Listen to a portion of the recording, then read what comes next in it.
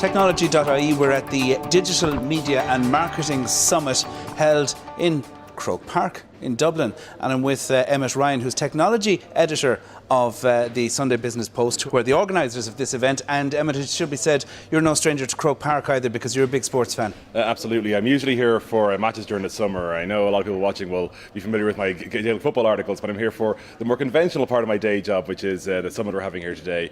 We've got great turnout as well, about 350 people I think is the final turnout, and of course speakers are great, like obviously the big brands, Google, Twitter, Facebook, all present, but as well even some of the companies you mightn't have heard of who are very interesting, like AdRoll, one of the opening speakers this morning, Adam Burke, a very interesting company, opened their EMEA offices in Dublin there last autumn, and then they've expanded that now. Like we actually reported it first about last month that they're expanding to 120. The original plan was 100, so that's great, like 20 new jobs in Ireland, and it looks like they're only going to grow even more. So that's a great guy to get over as well, because he's very interesting on the advertising side, and the way it's very difficult now, given it's not just that you've got different platforms, they're like platforms within platforms, because each app has its own advertising model and all that, so it makes it very complicated if you're in that field. But overall, like the discussion and the quality has been great here today. It's been very interesting, and like largely speaking, it's gone off without a hitch.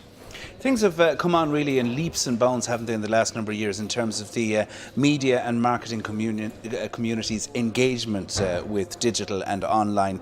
I mean, it's no longer a peripheral thing. The people who are here today are absorbed and interested and engaged, because this is really where it's at in terms of marketing now, isn't it? Oh, absolutely, Con. There's no question about that. Like, I remember when I started off in journalism only about 10 years ago, so I'm not even in that long, and it's a world away now to like what they're looking for, how they're looking to communicate. And even the campaigns you do, like I do a lot of involvement with a lot of awards shows, and like looking at the campaigns they're putting together. You have companies like Wolfgang Digital who are very creative, Martella Media who aren't here today but are another fantastic company.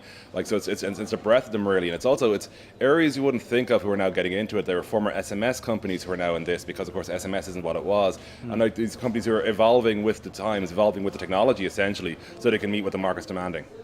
Sunday Business Post, obviously, of course, is meeting the challenges of what the market is demanding as well. And I know that you've done a lot of work in the last year or two in terms of presenting your content online. Do you want to talk a little bit about that? We launched Connected the magazine there earlier this year, and that's replaced computers in business, but it didn't just replace it. Like, we brought extra content on board. So we now have podcasts and videos as standard. And of course, given our reach, like, we're not going for the same type of market as a more mainstream, more broad-focused idea. So we're going for the topics people who are into this sort of stuff, into digital marketing, into media, into technology, are interested in. We're also obviously looking at other sections of the paper, but it's great for us in technology section to really be leading the way in that regard. And I know that you're enthusiastic and you're interested obviously in covering technology as part of your job as well. What do you think for 2014? What do you think are the exciting trends? What's interesting you? Is it wearable? Is it mobile? Is it driverless cars? What is it that particularly is catching your fancy at the moment? You'd be surprised, Con, but I actually get asked that question a lot, and the answer never changes, and I'm waiting for it to get mainstream release. It's Google Glass, Google Glass, Google Glass. I want it. I really, really want it so much, because for both my work life, but also the stuff I do in sports, I think it's going to be a game changer in many respects. I have been told by my girlfriend that she will dump me as soon as I get it, so that's the only real threat to me there from that respect. But like, honestly, I think that to me, like wearables are great. I've got a smartwatch.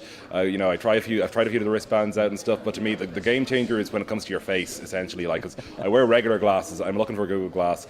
At the moment, it's the one unfortunate side is they don't seem to have fixed the whole wearing Google Glass while wearing glasses thing. But if they can fix that, man, I mean, that's like, people go, oh come on, no one's going to do that. People said you wouldn't carry a phone 20 years ago. Now the idea of living without one's crazy. So I think people saying you're not going to wear Google Glass, and I've seen lots of technology journalists like say not in a million years. I can promise you those same people are going to be wearing Google Glass in 5 years' time. Well, I'll come back to you in 5 years' time, Emmet, and thanks for talking to us today. Cheers.